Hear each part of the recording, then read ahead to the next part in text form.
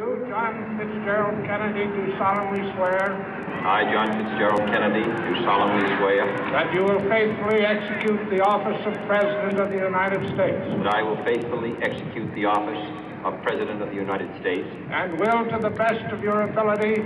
And will, to the best of my ability. Preserve, protect, and defend the Constitution of the United States. Preserve, protect, and defend the Constitution of the United States. So help you God. So help me God.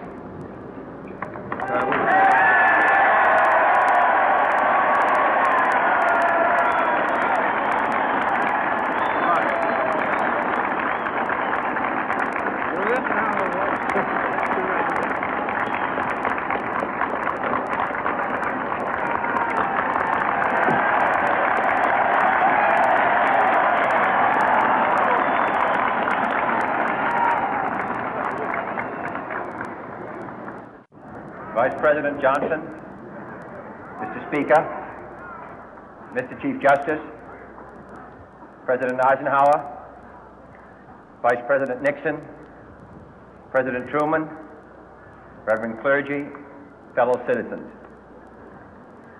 We observe today not a victory of party, but a celebration of freedom, symbolizing an end as well as a beginning, signifying renewal as well as change.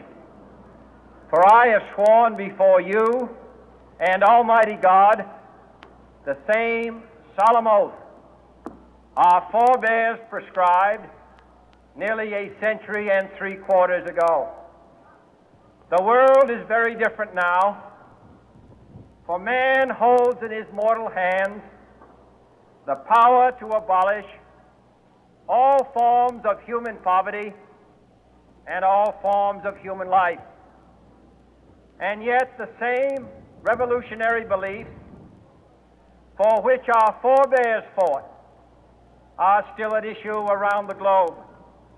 The belief that the rights of man come not from the generosity of the state, but from the hand of God.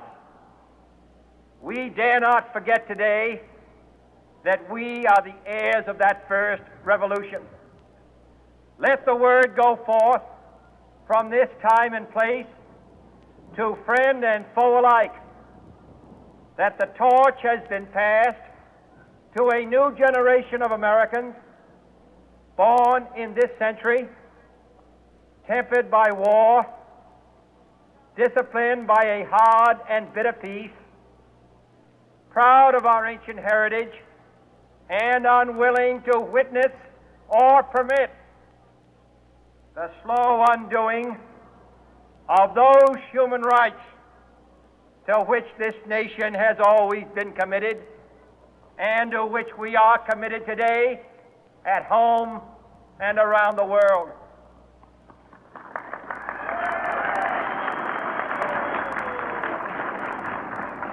Let every nation know, whether it wishes us well or ill, that we shall pay any price, bear any burden, meet any hardship, support any friend, oppose any foe to assure the survival and the success of liberty.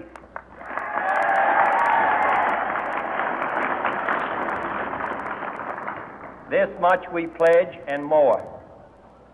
To those old allies whose cultural and spiritual origins we share, we pledge the loyalty of faithful friends. United, there is little we cannot do in a host of cooperative ventures. Divided, there is little we can do, for we dare not meet a powerful challenge at odds and split asunder. To those new states whom we welcome to the ranks of the free, we pledge our word that one form of colonial control shall not have passed away, merely to be replaced by a far more iron tyranny. We shall not always expect to find them supporting our view, but we shall always hope to find them strongly supporting their own freedom, and to remember that in the past, those who foolishly sought power by riding the back of the tiger ended up inside.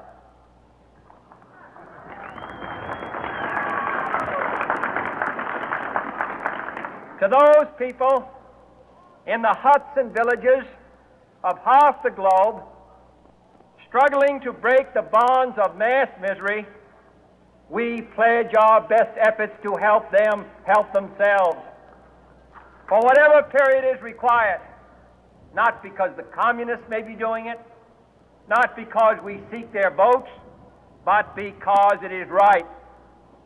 If a free society cannot help the many who are poor, it cannot save the few who are rich.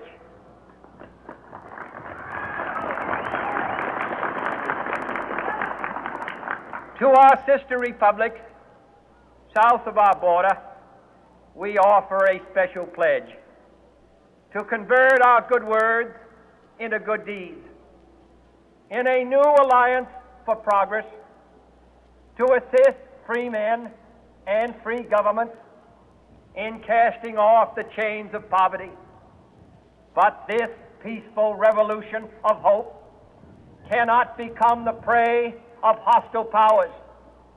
Let all our neighbors know that we shall join with them to oppose aggression or subversion anywhere in the Americas. And let every other power know that this hemisphere intends to remain the master of its own house.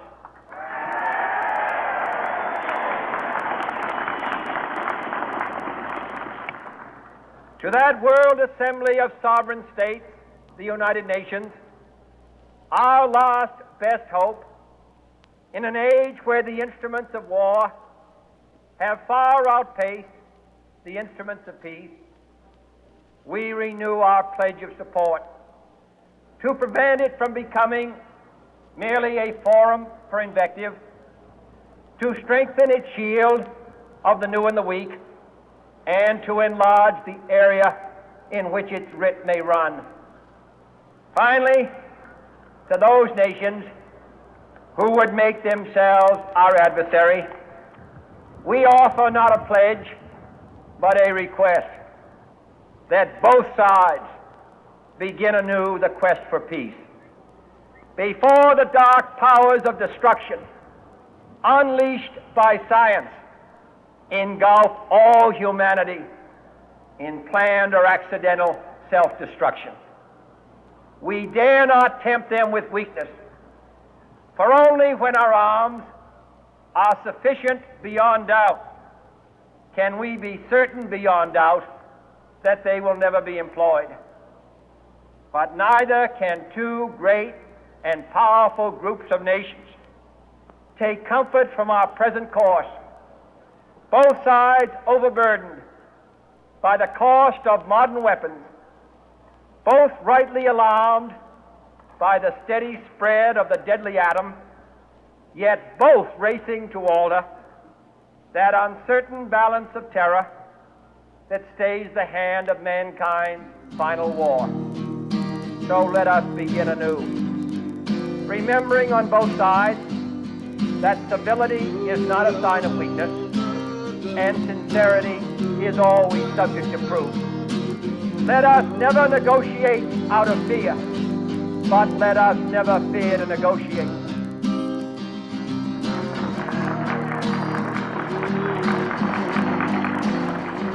Let both sides explore what problems unite us, instead of belaboring those problems which divide us.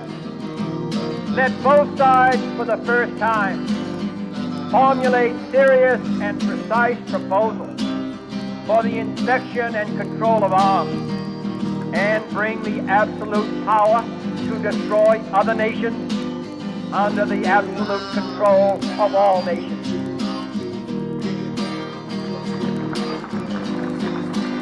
Let both sides seek to invoke the wonders of science instead of its terrors.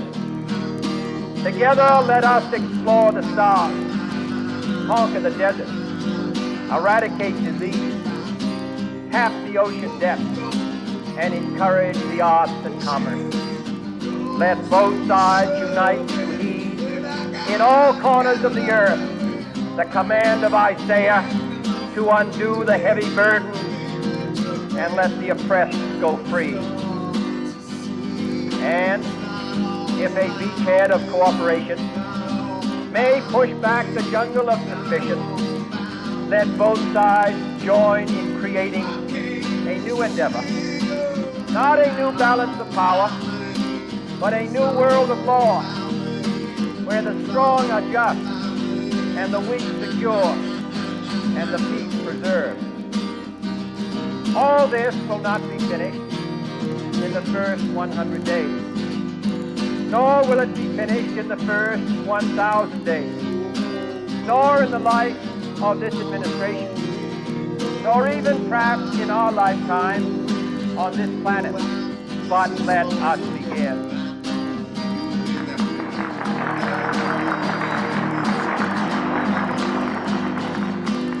In your hands, my fellow citizens, more than mine, will rest the final success or failure of our cause. Since this country was founded, each generation of Americans has been summoned to give testimony to its national loyalty. The graves of young Americans who answered the call to service around the globe.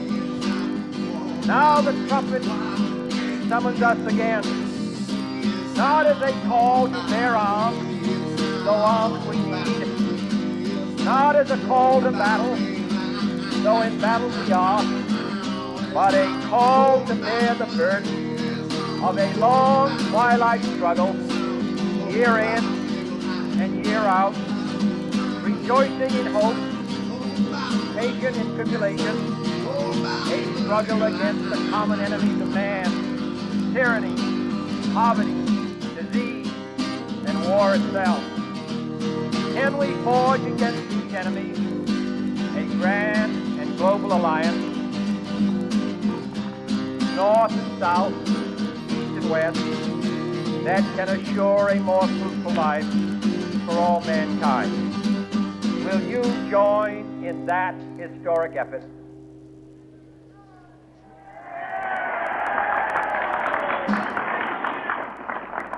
In the long history of the world, only a few generations have been granted the role of defending freedom in its hour of maximum danger. I do not shrink from this responsibility. I welcome it.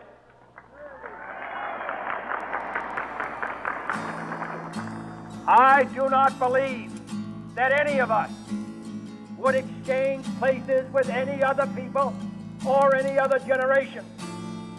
The energy, the faith, the devotion is which the we first step to endeavor recovery. will It light all our country comes and all down who serve it. to failing me. And the glow from that fire can How truly did light I the world. let it And so, my all fellow Americans, explode? I ask never not know that what your country can do lonely for you. road ask what you can do to for your save country. me. My name is me. I'm an addict, and so My fellow is citizens he. of the world, I ask got not 12 what America will steps. do for you, They'll set me what free. together we can do Hello, for the freedom of man. my name is me. Find me Sitting whether in you black are coffee ball on, citizens of America realizing the or night is citizens of the gone. world. Probably should have Ask of seen us the here. stars. Have to Same walk high on with the standard scars. Save Of me. strength and sacrifice, which we ask Well, my of you. name is me. With a good I'm an conscience, addict. our And only sure reward, so is he. with history the I final got judge of our 12 steps. let us They'll go forth to set the me land we free. love, Hello, asking His my blessing name and His help, is me. but knowing that here on earth God's God's work must is truly be ours. all coming down.